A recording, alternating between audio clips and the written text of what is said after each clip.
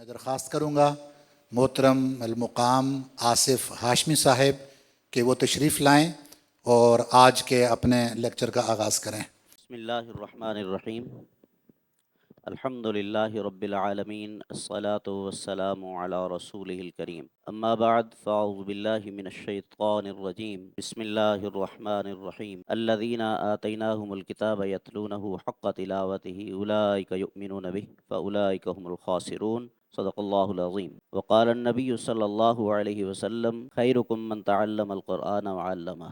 ساری علمی باتیں ہو چکی ہیں، اب میں کوئی علمی باتیں تو آپ کے ساتھ شیئر نہیں کروں گا، البتہ میں اتنا ضرور کروں گا کہ جو ابھی بیٹھے بیٹھے میں نے سیکھا ہے اس کو ریفلیکٹ کر سکوں، اور اس کے ساتھ ساتھ جو اب تک کے تجربات ہیں جو ہم کر چکے ہیں فیلڈ کے اندر ان کو شیئر کیا جائے۔ تو بجائے اس کے کہ میں اپنی بات کو آگے بڑھاؤں، میں ایک سوال آپ لوگوں کے سامنے رکھنا چاہتا ہوں۔ وہ سوال یہ ہے کہ آپ میں سے کتنے محتممین یہاں پہ تشریف فرما ہے، ذرا ہاتھ کھڑا کیجئے۔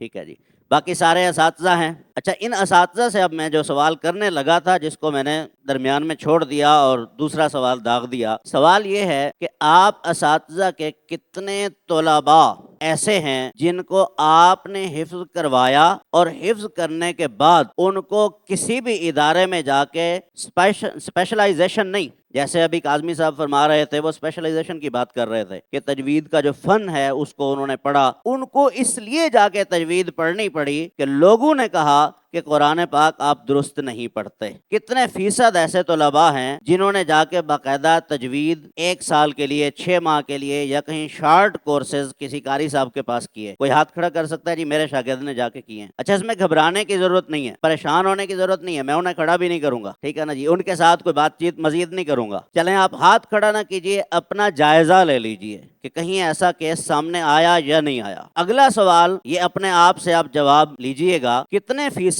ایسے طلباء ہیں جن کو آپ نے قرآن مجید حفظ کروایا اور حفظ کرنے کے بعد وہ آج تک تراویح میں قرآن پاک سناتے ہیں؟ جی کوئی ہاتھ کھڑا کر سکتا ہے کہ میرا 100% شاگرد سنا رہے ہیں؟ 100%۔ 1 2 3 4 5 6، ہم حال میں کتنے لوگ ہیں؟ 250 لوگ، اور ہم خود کہہ رہے ہیں کہ 6 لوگ ایسے ہیں جو اعتماد کے ساتھ یہ بات کر سکتے ہیں کہ جس بچے نے میرے ادارے میں یا مجھ سے قرآن پاک حفظ کیا ہے اس کے بعد اس نے جا کے مسلمانوں کو رمضان میں تراویح کی صورت میں سنایا ہے۔ تو تھوڑی دیر کے لیے میں ایک ایکٹیویٹی آپ کو دے رہا ہوں، یہ 30 سیکنڈ کی ایکٹیویٹی ہے۔ ہم سب نے آنکھیں بند کر لینی ہے اور اس تصور میں جانا ہے کہ محشر کا دن ہے، ہم وہاں موجود ہیں، ہمارے طلباء بھی موجود ہیں، ہم خود بھی موجود ہیں۔ جو وقت ان کا ہمارے پاس تھا وہ ایک امانت کی صورت میں تھا، میں نے اس امانت کا کتنا پاس رکھا، اب اس کی بنیاد پہ فیصلہ ہو تو میں کدھر جاؤں گا۔ یہ 30 سیکنڈ کی ایکٹیویٹی ہے، آپ آنکھیں بند کر لیجئے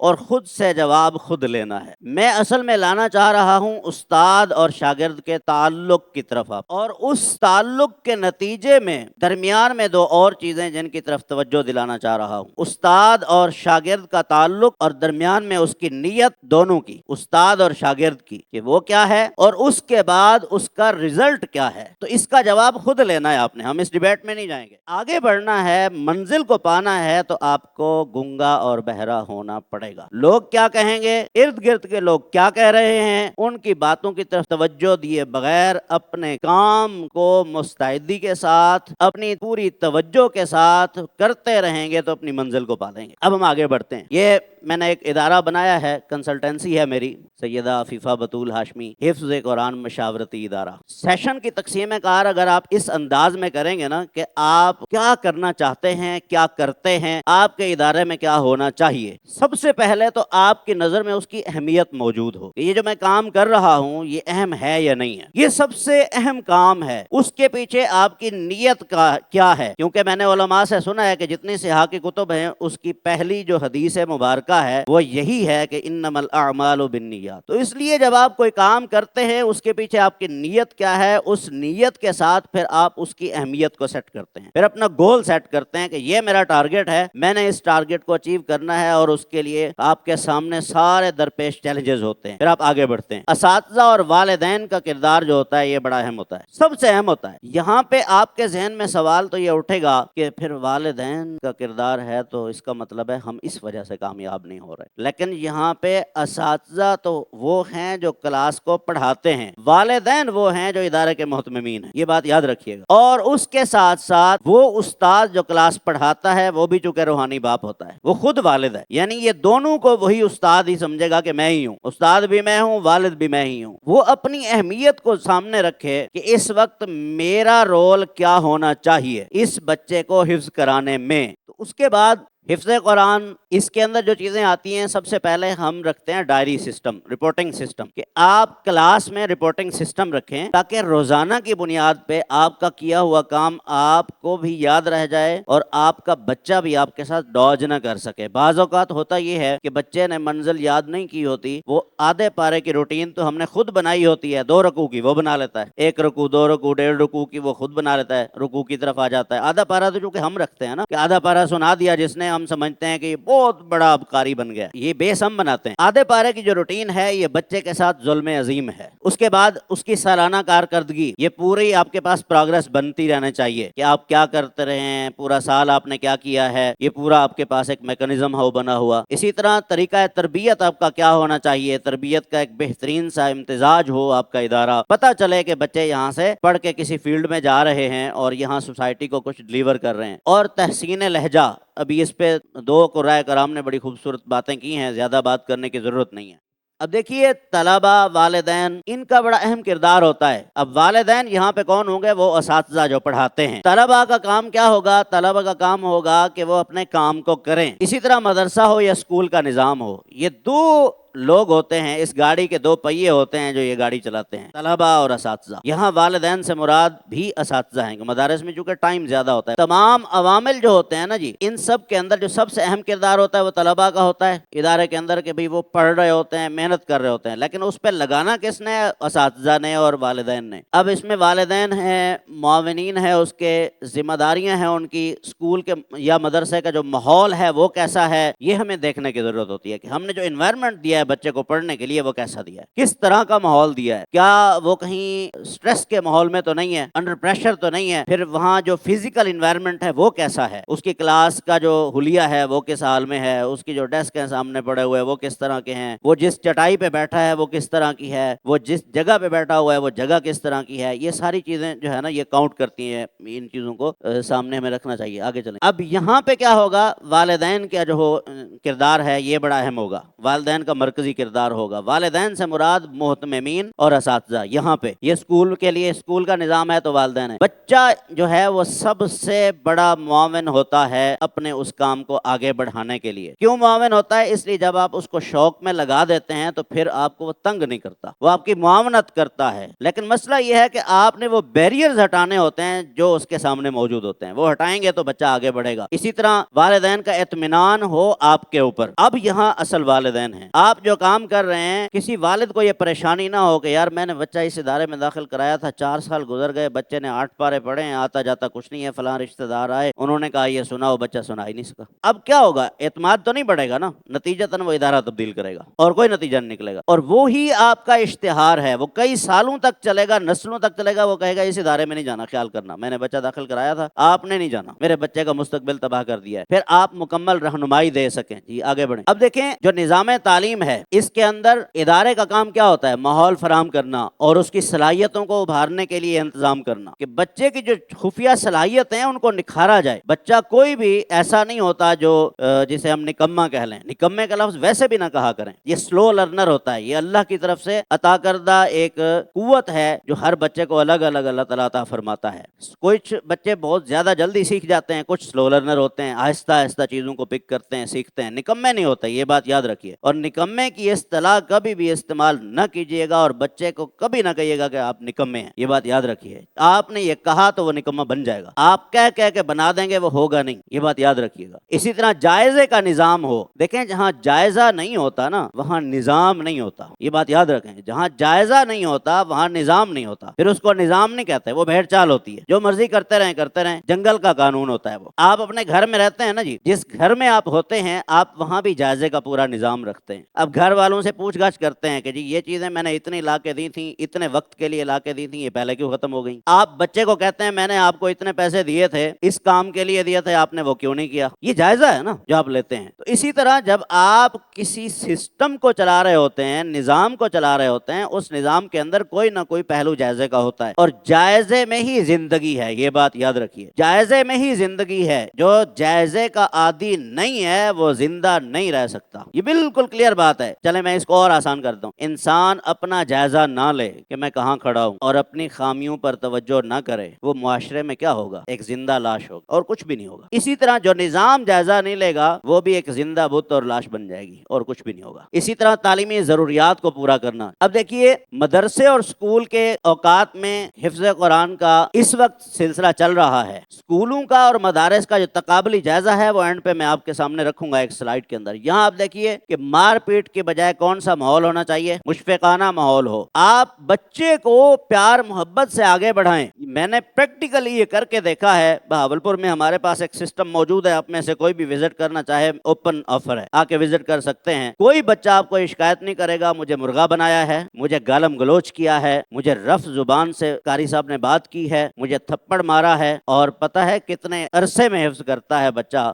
زیادہ سے زیادہ 22 ماہ 21 دن کا پورا سلیبس ہے، وہ میں نے یہاں اس میں ڈالا ہے، سلیبس آپ کو دکھاؤں گا کہ وہ کیسے ہے۔ آخری سبق جس دن سناتا ہے، ہم بچے کو سٹیج پہ کھڑا کرتے ہیں، آڈینس بٹھاتے ہیں، ان کو کہتے ہیں یہ مائکس آپ کے پاس ہیں، آپ اس بچے سے جہاں سے چاہیں قرآن پاک سنیں، کوئی گردان نہیں کرواتے۔ اور ٹائم کتنا ہے وہ بھی آگے آپ کے سامنے آئے گا۔ اسی طرح والدین کا تعاون، یہ اسکول کے لیے ہے، یہاں پہ استاد اور محتمم کا تعاون، یہ بہت ضروری چیزیں ہیں۔ اسی طرح محدود وقت میں بڑے ٹارگٹ کا حصول، یہ آپ کا ہدف ہونا چاہیے کہ وقت کم لگے، ٹارگٹ بڑا حاصل کر لیں ہم، یہ بہت ضروری چیز ہے۔ بچہ یہ کیا بات ہے کہ 24 گھنٹے ہمارے پاس ہو، یا کم از کم 13 گھنٹے ہمارے پاس گزارے، یا زیادہ سے زیادہ ہم کم وقت بھی بچے کو دیں تو 8 سے 9 گھنٹے دیتے ہیں۔ اس وقت کے دوران بھی بچہ 4 سال لگا رہا ہے، 5 سال لگا رہا ہے، اس کے بعد ہم کہتے ہیں جی 1 سال اور لگوائیں گے، گردان کر لے گا، پھر آپ لے جائیے گا۔ پھر والدین کو یہ فکر ہوتی ہے کہ اب اس کی تجوید بہتر نہیں ہے، اس کو کسی اور قاری کے پاس بٹھائیں۔ اسی طرح اخلاقی تربیت کا پورا اہتمام ہو، بچوں میں شوق کے جذبات پیدا کرنے ہیں۔ اسی طرح مقابلے کی فضا پیدا کرنا، یہ بہت ضروری چیز ہے، مقابلے کی فضا پیدا کرنا۔ جب تک آپ بچے میں مقابلے کی فضا پیدا نہیں کریں گے تب تک بچہ آگے نہیں بڑھ سکتا، بالکل آگے نہیں بڑھ سکتا۔ ابھی قاری صاحب نے ایک بات کی تھی، جو اچھا سٹیج پہ پڑھنے والا قاری ہو ہم اس کو مدرس رکھتے ہیں۔ میں جو مدرس ریکمینڈ کرتا ہوں وہ کرتا ہوں جس کی آواز بالکل اچھی نہ ہو، میں کہتا ہوں یہ اچھا مدرس ہے، اس کو رکھنا، اور اس کا رزلٹ 100% ہوتا ہے۔ وجہ یہی ہے کہ اس کی آواز اچھی نہیں ہے، اس کو سٹیج کی ٹینشن نہیں ہوتی کہ میں نے کہیں جا کے پڑھنا ہے۔ تجوید اس کی اچھی ہو، اس کا تلفظ اچھا ہو، میں کہتا ہوں جی یہ بہت قابل قاری ہے، اس کو رکھ لیں، اور اچھا رزلٹ آتا ہے۔ اور جس کی آواز اچھی ہو، ہمارے ہاں اس کا اچھا رزلٹ نہیں آتا، یہ کلیئر ہے۔ اسی طرح سسٹم کیسے بنتا ہے، اس کا تھوڑا سا مختصر سا اجمالی سا تذکرہ آپ کے سامنے رکھوں گا۔ اب دیکھیے یہ جو میں نے بنایا ہوا ہے سسٹم،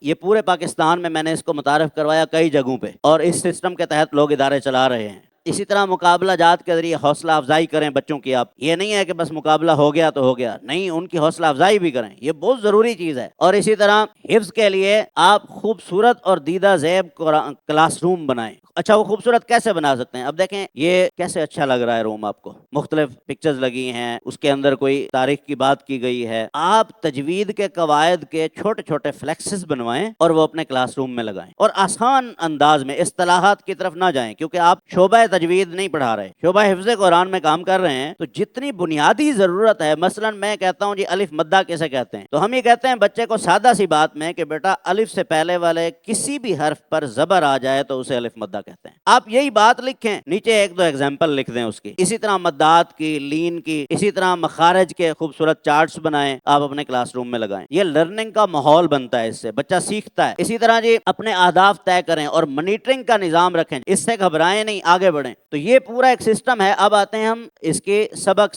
کی طرف۔ دیکھیں سبق کیا ہے؟ سبق نیا یاد کیا جانے والا مواد ہوتا ہے جو بچہ یاد کرتا ہے، اس کے لیے اس کو ٹائم چاہیے ہوتا ہے کہ وہ یاد کرے، یہ ہے سبق۔ اس کے بعد ہے سب سب کی کیا ہے؟ اس سے کیا مراد ہے؟ آپ بہتر سمجھتے ہیں کہ پہلے سے جو یاد کیا ہوا ہے اس پارے کے اوپر وہ اور اس سے پچھلا، اور سب کی جو کم از کم مقدار ہے وہ آپ اپنے ہاں 1.25 پارا رکھیں، ویسے 2.25 پارے ہونی چاہیے۔ اگر آپ سمجھتے ہیں نا کہ آپ کا سسٹم بہتر ہو، اور سبق سننے کا طریقہ کیا ہے؟ سبق سننے کا طریقہ یہ ہے کم از کم 4 سے 6 فٹ کے فاصلے پہ بچے کو بٹھائیں، قریب کر کے بٹھا کے سبق سنیں گے، آپ کبھی کامیاب نہیں ہو سکتے۔ اور ایک ایک بچے کا سبق سنیں، سبق میں جوڑی نہیں چلتی، یہ خیال رکھیے گا۔ وہ بہت زیادہ قابل استاد ہوتے ہیں جو 4 کے بھی سن لیتے ہیں، لیکن میری رائے یہی ہے کہ ایک بچے کو بٹھائیں اپنے سامنے اور اس کا سبق سنیں، اور سبق میں نہ غلطی ہو نہ اٹکن ہو۔ اب اس کا طریقہ یہ نہیں ہے کہ اس کو بچھا دیں، ڈنڈا اٹھا لیں، اس کو ماریں پیٹیں، نہیں، اس کو اٹھا دیں، اس کہیں بیٹا جاؤ اس کو یاد کرو، اگلے بچے کو بلا لیں، پھر اگلے بچے کو، اس کو بار بار آپ کال کرتے رہیں کہ بیٹا جلدی کریں آپ لیٹ ہو رہے ہیں، آپ جلدی کریں آپ لیٹ ہو رہے ہیں، آپ کا سبق لیٹ ہو رہا ہے، آپ اس کو بار بار نوک کرتے رہیں تاکہ وہ کھیل کود میں مصروف نہ ہو جائے، اس کی توجہ ادھر رہے کہ میں نے یہ کام کرنا ہے۔ فرض کریں وہ ڈیوریشن چلا گیا، سبق جو سنانے کا ٹائم ہے زیادہ سے زیادہ یہ 9 بجے تک کا ہے، اس کے بعد بچہ کبھی سبق یاد کر کے نہیں سنا سکتا، میرا تو یہ تجربہ ہے۔ اسے کہیں بیٹا سبق آپ نہیں سنا سکے نا، اس کام کو بعد میں کریں گے، آپ سب کی لے کے آئیں، اس کی سب کی سنیں، اور ہمیشہ سب کی حدر میں سنیں، جیسے قاری صاحب کہہ رہے تھے، اور سبق جو ہے یہ تدویر میں سنیں، سبق حدر میں نہ سنیں، سبق تدویر میں سنیں، سب کی حدر پڑے گا، جیسے ہی اس کی سب کی مضبوط ہوگی،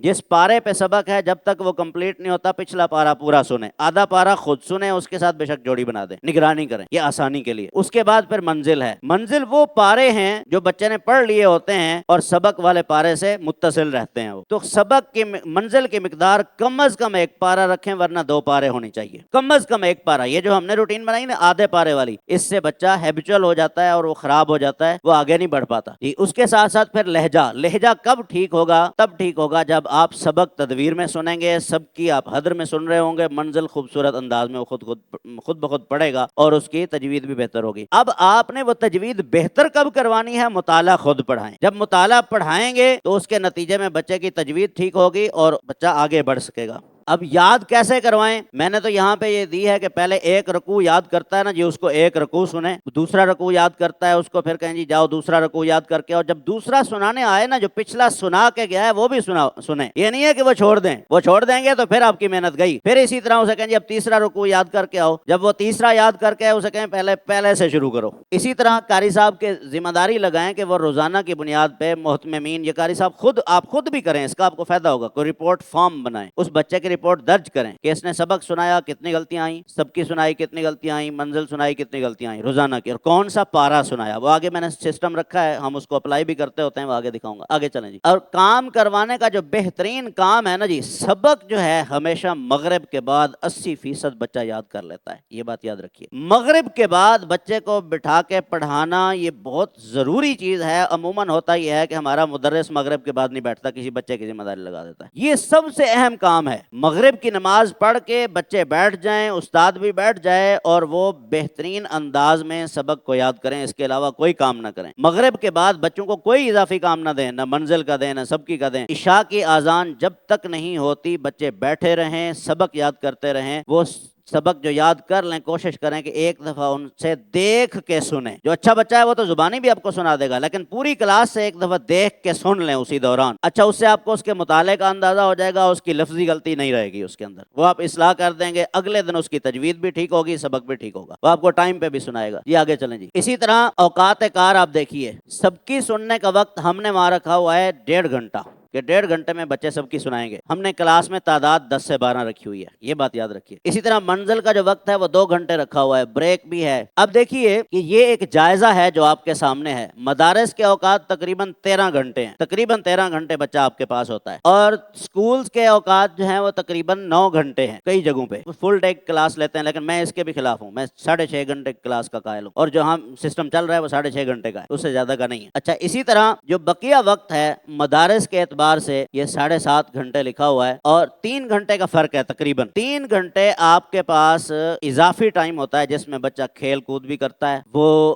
ریسٹ بھی کرتا ہے، اس کے علاوہ وہ پڑھتا ہی ہے، یہی کام ہی کرتا ہے، اس کے علاوہ کچھ بھی نہیں کرتا، اس کے باوجود بھی 5 سال لگتے ہیں اور پھر کہتے ہیں 1 سال اور لگوانا ہے. یہ آگے چلیں جی. اچھا، اسی طرح جو اساتذہ کی بنیادی ذمہ داری ہے یہ ہے کہ ہم نے 18 گھنٹے بچوں کو والدین کے حوالے تو نہیں کیا ہوا ہوتا، ہمارے پاس وہ 18 گھنٹے ہوتا ہے بچہ، ان 18 گھنٹوں کو کارآمد بنانا یہ میری اور آپ کی بنیادی ذمہ داری ہے کہ ہم اس کے اندر زیادہ سے زیادہ بچے کو انگیج کریں. اچھا، ہوتا کیا ہے، بچے نے سب کی سنا لی، ہم اس کی توجہ اس کے اوپر چھوڑ دیتے ہیں، وہ کیا کرتا ہے، ہم دوسرے بچے کے پیچھے پڑے ہوتے ہیں جس نے نہیں سنائی، جلدی کرو جلدی کرو، یہ کرو وہ کرو. نہیں، اس کو یہ ٹینشن دینی ہے کہ بیٹا سب سے پہلے آپ نے یہ کرنا ہے، جو سب کی سنائی ہے اس کو ایک مرتبہ ریوائز کرنا ہے، اور پھر آپ نے جو کل منزل سنائی تھی اس پارے کو ریوائز کرنا ہے، اور پھر جو آپ نے شام میں سنانی ہے اس کو یاد کرنا ہے. آپ جب 12 بجے بریک کرنے لگیں، سب کی اور سبق کا جائزہ اپنی جگہ پہ بچے کو کھڑا کریں، آپ اپنی جگہ پہ بیٹھے ہوں، مختلف بچوں کو کلاس میں روزانہ کی بنیاد پہ آپ اونچی آواز میں خوبصورت لہجے میں خوبصورت تجوید کے ساتھ خود پڑھیں، اسے کہیں آگے آپ پڑھو، جس جگہ پہ کھڑا ہے وہیں پہ کھڑے ہو کے پڑھے. یہ نہیں ہے کہ وہ آگے آ جائے وہ جگہ تبدیل کرے، نہیں. اسی طرح منزل جب سن لیں، چھٹی سے پہلے 10 منٹ کی پریکٹس کریں چند بچوں کو، ہاں جی آپ نے کون سا پارا سنایا. اچھا، اس سے آپ کو کیا چیز پتہ چلے گی، وہ جو آپ نے جوڑی بنائی تھی نا اس میں کہیں عدم توجہ ہو گئی، آپ کو کوئی مسئلہ آیا، بچے نے بھی جھوٹ بول دیا کہ ٹھیک سنایا ہے، سنانے والے نے بھی کہا ٹھیک سنایا ہے، آپ جب جائزہ لیں گے اس نے ٹھیک سنایا تو وہاں کھڑے ہو کے بھی سنا دے گا. اگر اس میں ٹھیک نہیں آ رہا تو اس کا مطلب ہے کہیں نہ کہیں پرابلم آئی ہے، ٹھیک ہے، اس کا پھر حل نکالنا. یہ روزانہ کی بنیاد پہ. جی آگے چلیں جی. اب دیکھیے یہاں آپ کو یہ بات سمجھ آ گئی کہ والدین اور اساتذہ کی ذمہ داری کیا ہے. آپ نے بچے کو مصروف رکھنا ہے، اس کو پراپر ٹائم دینا ہے اور محبت کے ساتھ آگے بڑھانا ہے، یہی بنیادی ذمہ داری ہے. اسی طرح مقابلے کے لیے ماحول بنانا، سازگار ماحول بنانا، بچے کو مقابلے کے لیے تیار کرنا. اسی طرح گھر کے اوقات کو آپ چھوڑ دیں کیونکہ وہ تھوڑی دیر کے لیے جاتا ہے. ہاں اگر عصر کے بعد چلے جاتے ہیں بچے تو والدین کو پابند کریں کہ مغرب سے عشاء گھر بٹھا کے پڑھائیں ان کو. انہیں کہیں جی آپ کا بچہ غلط پڑھ رہا ہے صحیح پڑھ رہا ہے، اس سے آپ کو غرض نہیں ہونی چاہیے، بس اس بات سے غرض ہونی چاہیے کہ مغرب کی نماز پڑھ کے بچہ بیٹھا ہے پڑھنے کے لیے، اس کی اونچی آواز میں آپ آواز سنتے رہے ہیں، عشاء تک وہ رکا نہیں ہے. یہ آپ کی بنیادی ذمہ داری ہے. اسی طرح فجر کی نماز کے بعد بھی. جی آگے چلیں جی. اگر آپ اس کو سسٹمائز نہیں کریں گے، جب تک آپ تربیت نہیں کریں گے، اگر ان کی رہنمائی نہ کی جائے، سسٹم نہ بنایا جائے، جیسے ابھی بات ہو رہی تھی بار بار کہ ایگزامینیشن سسٹم ہے، امتحان ہوتا ہے، چیزیں ہوتی ہیں، تو اگر وہ اس کی رہنمائی نہ کی جائے، سسٹم نہ بنایا جائے تو کیسے بچہ آگے بڑھ سکتا ہے؟ یہ آپ تصور کر سکتے ہیں کہ آگے بڑھ سکتا ہے ایسے ہی اس کو چھوڑ دیا جائے؟ تو اس لیے امتحانی نظام کا ہونا بہت ضروری ہے. آگے چلیں جی. اچھا جی، اب اس کی غذا آ جاتی ہے. خوراک کا خاص خیال رکھیں. یہ والدین کو بھی متوجہ کریں اس پر کہ ایک تو اس بچے کو حفظ کرنے والے بچے کو وہ بادام لے کے دیں. اسی طرح مسواک کا عادی بنائیں بچوں کو. اسی طرح بچوں کو گوشت تو آپ کھلاتے ہی ہیں، اداروں میں زیادہ یہی چلتا ہے، اب دالیں کم رہ گئی ہیں. اور دودھ اور کیلے کا استعمال، یہ والدین کو کہیں کہ بچے کو جو پیسے دیتے ہیں جو آپ کے پاس بچے رہتے ہیں ان کی نگرانی کریں، اور نیند کے وقت ان بچوں کی خوب نگرانی کریں. جب ان کا وقت ہو سونے کا ان کو سلائیں، کم از کم 8 گھنٹے بچے کو سلائیں. وہ نیند پوری نہیں کرے گا تو اس کا دماغ اس طرح سے کام نہیں کرے گا، اس بات کا خیال رکھنا ہے. اگلی سلائیڈ پہ چلیں جی. یہ سب سے اہم کام ہے کرانے والا، جن چیزوں کی طرف آپ نے توجہ کرنی ہے. بچے آج کل موبائل گیم میں لگے ہیں، ان کو فزیکل ایکٹیویٹی دیں. عصر سے مغرب بچے جو آپ کے پاس بورڈنگ سسٹم میں رہتے ہیں ان کو لازمی طور پر اب والی بال، فٹ بال، یہ گیم کھلائیں. اسی طرح جو گناہ کے کام ہیں ان سے ان کو بچنے کی بار بار تلقین کریں. جھوٹ نہ بولیں، غیبت نہ کریں، کسی کی چیز خام خواہ میں نہ اٹھا لیں، ایک دوسرے کی چیزوں کا امانت دار بنائیں ان کو. اسی طرح ٹی وی ہے، ڈرامے ہیں، یہ جو بچے گھر جاتے ہیں ان کو اس میں شوق پیدا کریں. بچوں کو مختلف تلاوتیں سنائیں، مشاری صاحب کی تلاوت سنائیں زیادہ، اس سے بچے سیکھتے ہیں. وہ بالکل ہی عرب کے لہجے میں پڑھتے ہیں اور خوبصورت انداز میں پڑھتے ہیں. تو اسی طرح نعتیں سنائیں اور فلمیں دیکھتے ہیں بچے. اس سے بچانے کے لیے آپ کیا کریں، بچے کو بکس ریڈنگ پہ لگائیں، کتابیں پڑھائیں، مختلف کہانیوں کی کتابیں پڑھائیں، سیرت کی کتاب پڑھائیں. یہ سب سے اہم چیز ہے. اپنے مدارس کے اندر اس کو رواج دیں، کہانیوں کے انداز میں اس کو پڑھائیں. آگے چلیں جی. اب رپورٹنگ سسٹم کیا ہونا چاہیے، اس کے اوپر میں 2 منٹ میں اس کو کلوز کروں گا. یہ دیکھیں، یہ ایک طالب علم ہے، یہ روزانہ کا جائزہ ہے جو ہم طالب علم کا لیتے ہیں. نام طالب علم آ جائے گا، کلاس آ جائے گی، سیکشن، استاد کون ہے اور کس مہینے کی رپورٹ بن رہی ہے، یہ ہر استاد بنائے. اسی طرح یہ تاریخ ہے، 1 سے لے کے 31 تک، یہ پہلے سے ڈالی ہوئی ہے ہوتی ہے ہم نے. اب کیا ہے، سبق کا پارا پارا ایک دفعہ لکھا جائے گا، روز روز نہیں لکھا جائے گا، جب پارا تبدیل ہوگا تو لکھیں گے۔ اسی طرح اس کا جو آیت نمبر ہے وہ کون سی ہے، سورت کا نام کون سا ہے، کتنی لائنیں تھیں، اس میں غلطیاں کتنی آئی ہیں، سبکی کا پارا کون سا ہے، اس کی مقدار کتنی تھی، غلطیاں کتنی آئی ہیں، اور سنا کس نے ہے، نام سماعت کنندہ، وہ سبکی کس نے سنی ہے۔ یہ محتمم کو اس کا بڑا فائدہ ہوتا ہے، وہ اندازہ ہو جاتا ہے کہ استاد خود سن رہا ہے یا کوئی اور سن رہا ہے۔ اسی طرح منزل ہے، اس کا منزل کا پارا کون سا ہے، مقدار کیا ہے، غلطیاں کتنی ہیں، کس نے سنا ہے، پھر استاد اپنے دستخط کرے اور وہ فائل روزانہ کی بنیاد پہ محتمم کے ٹیبل پہ پہنچ جائے، محتمم صاحب اس کو چیک بھی کریں، دیکھیں بھی صحیح۔ آگے چلیں جی، اب اینڈ پہ کیا ہوگا، یہ 31 دنوں میں کل ایام آپ کے پاس آ جائیں گے پڑھائی کے۔ اسی طرح سبق کا ناغہ کتنا ہوا بچوں کا، سبکی کا ناغہ، منزل کا ناغہ، اس مہینے کتنا پڑھا، کتنے پارے منزل سنائی، اگلے مہینے کتنے ہوں گے، پھر سبق کا ہدف طے کریں کہ اب ہم نے سبق آگے اس طرح لے کے جانا ہے، پھر اپنے دستخط کریں اور پرنسپل کے یعنی اپنے محتمم کے دستخط کروائیں۔ آگے بڑھیں جی، اب یہ ہے شیڈیول، یہ پورے مصحف کا شیڈیول بنایا ہے میں نے حفظ کے لیے، پورے مصحف کی تقسیم کی ہوئی ہے کہ پورا قرآن پاک کتنے دنوں میں کون سا پارا کتنے دن ہوگا۔ ابھی ایک کویسچن آیا تھا کتنے لائنیں سبق ہونا چاہیے، یہ اس کا جواب اس کے اندر ہے۔ دیکھیے 29واں پارا آپ جب حفظ کرواتے ہیں، 30ویں پارے کا بھی یہی شیڈیول ہے، یہ 2 ماہ میں ہوگا، 6 لائنوں سے زیادہ سبق نہ دیں۔ ہاں کوئی بچہ اچھا ہے، پڑھنے والا ہے، وہ اس سے زیادہ مقدار میں جانا چاہتا ہے، اس کو لے جائیں۔ اسی طرح 28واں پارا ہے، اس کو آپ 1.5 ماہ میں پڑھائیں گے، 8 لائنیں ہیں۔ یہ 26ویں پارے تک 8 لائنیں ہیں، 25 سے لے کے 21 تک 12 لائنیں ہو جائے گا، پھر پارا نمبر 20 سے لے کے یہ پارا نمبر آپ کے 10 تک 24 لائنیں چلیں گی، 9 تک 8 تک یہ 24 لائنیں چلیں گی۔ یہ 24 لائنیں سبق بڑھتا جائے گا، پیچھے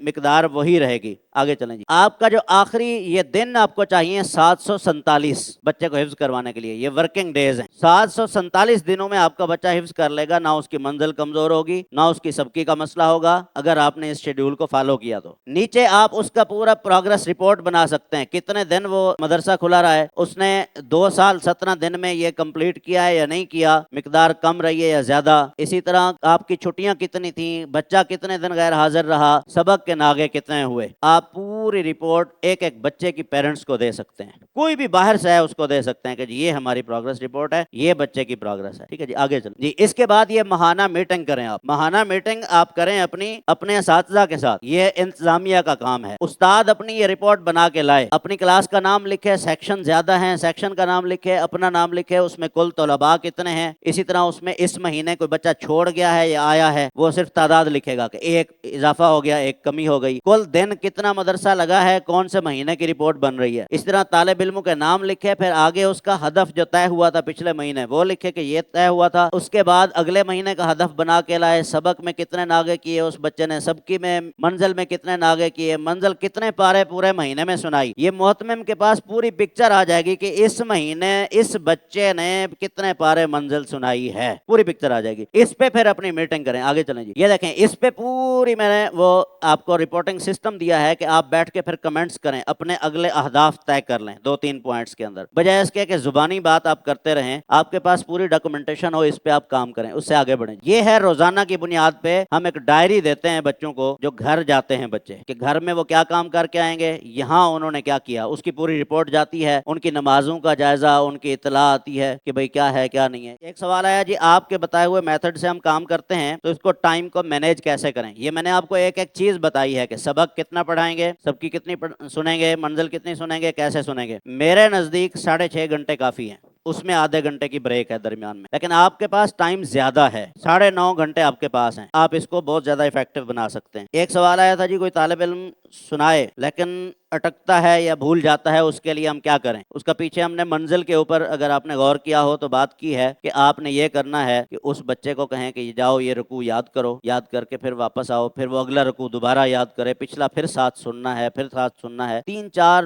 ہفتے اس کے ساتھ اگر آپ نے یہ کام کر لیا نا، تھوڑے سے آپ خود بھی فیڈ اپ ہوں گے، لیکن اس دوران آپ نے صبر و تحمل سے کام لینا ہے، بچے کو مارنا نہیں ہے۔ اگر آپ نے اس دوران بچے کو پٹائی لگا دی تو آپ یہ سمجھیں کہ وہ آپ کا بچہ ہیبچول ہو گیا۔ گیا۔ باقی جو گالم گلوچ ہے یہ چونکہ ہم فرض عین سمجھتے ہیں اور ثواب کا کام سمجھتے ہیں، یہاں پہ مجھے ایک حدیث پاک کا مفہوم یاد آ رہا ہے کہ حضور نبی کریم صلی اللہ علیہ وآلہ وسلم نے پوچھا کہ مفلس کون ہے؟ تو جواب میں عرض کیا گیا یا رسول اللہ صلی اللہ علیہ وسلم جس کے پاس درہم نہ ہوں، جس کے پاس دینار نہ ہوں، وہ دیوالیہ اور مفلس ہے۔ تو آقا کریم صلی اللہ علیہ وآلہ وسلم نے ارشاد فرمایا کہ نہیں، وہ مفلس نہیں ہے۔ مفلس کون ہوگا؟ اگر آپ دل پہ ہاتھ رکھیں تو ذرا تصور کریں کہ ایک شخص آئے گا، اس کے پاس نماز بھی ہوگی، روزہ بھی ہوگا، زکوٰۃ بھی ہوگی، نمازیں بھی پڑھتا ہوگا، روزے بھی رکھے ہوں گے، قرآن کی تلاوت بھی کرتا ہوگا، زکوٰۃ بھی ادا کر کے آیا ہوگا، لیکن گالم گلوچ کی ہوگی، لوگوں کا حق مارا ہوگا، ناجائز قتل کیا ہوگا، اس طرح کے کام کر کے آیا ہوگا، ظلم کیا ہوا ہوگا، اور جب وہاں پہنچے گا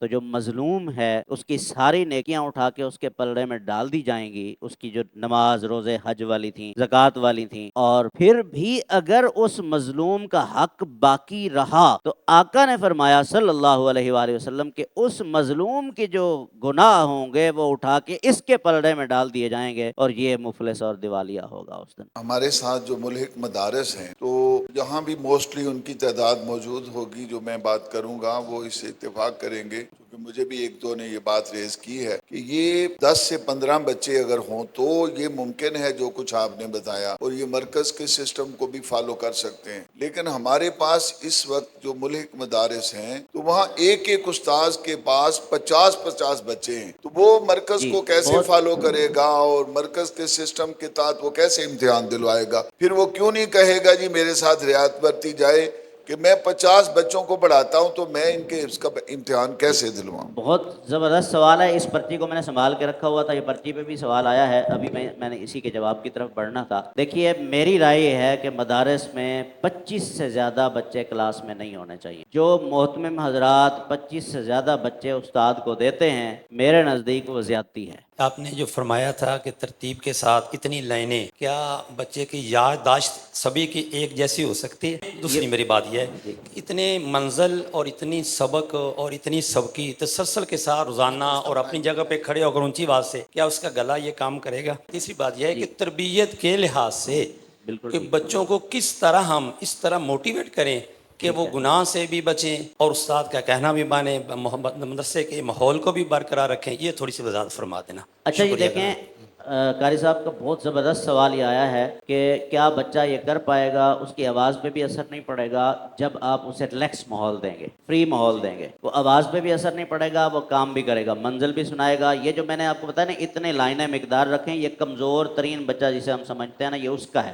ہم نے اس شیڈیول کے مطابق جن بچوں کو حفظ کروایا ہے، بچوں نے 14 ماہ میں بھی حفظ مکمل کیا ہے۔ جو بچے کمزور ہوتے ہیں یہ متوسط بچے کا ہے، ایوریج بچے کا شیڈیول ہے، لیکن آپ اس کو کم زیادہ کر سکتے ہیں، ضروری نہیں ہے کہ اسی کے اوپر کوئی پابندی کریں۔ سوال یہ ہے، آپ تشریف رکھیں بیٹا۔ کہ جی کوئی استاد ایک پڑھا رہا ہوتا ہے، درمیان میں وہ چھوڑ کے چلا جاتا ہے، نیا استاد آتا ہے تو وہ ساری نئی روٹین بناتا ہے، بچوں کو منزل بھول جاتی ہے۔ اب یہ سسٹمائزڈ سسٹم ہوگا، محتمم کی پوری نگرانی ہوگی تو استاد آتا جاتا رہے تب بھی فرق نہیں پڑے گا۔ استاد جب تک تہجد کی نماز میں اٹھ کر اپنے اس طالب علم کے لیے یہ دعا نہیں کرے گا کہ یا اللہ تو میرے گناہوں کی معافی عطا فرما دے، اس وجہ سے کہ میرے سامنے والا بیٹھنے والا بچہ تیرے کلام کو سیکھتا ہے میرے سامنے بیٹھ کے، اس کے باوجود بھی اس کے دل میں وہ اتر نہیں رہا، اس کے دماغ میں محفوظ نہیں ہو رہا، یا اللہ تو میرے گناہوں کو معاف کر دے، میرے گناہوں کو معاف کرتے ہوئے اپنے حبیب کے صدقے میرے اس طالب علم کو قرآن کے نور سے منور کر دے، اس وقت تک یہ کام آگے نہیں بڑھ سکتا۔ اس لیے کہ جب تک ہم عمل نہیں کر کے دکھائیں گے ہم آگے نہیں بڑھ سکتے۔ قرآن میں اللہ نے یہ اصول بتایا، لِمَ تَقُولُونَ مَا لَا تَفْعَلُونَ، تم وہ بات کیوں کرتے ہو جس پر خود عمل نہیں کرتے۔ ہم عمل نہیں کرتے، ہدایات دیتے ہیں، عمل کی طرف استاد کو آنا پڑے گا۔ وآخر دعوانا ان الحمد للہ رب العالمین۔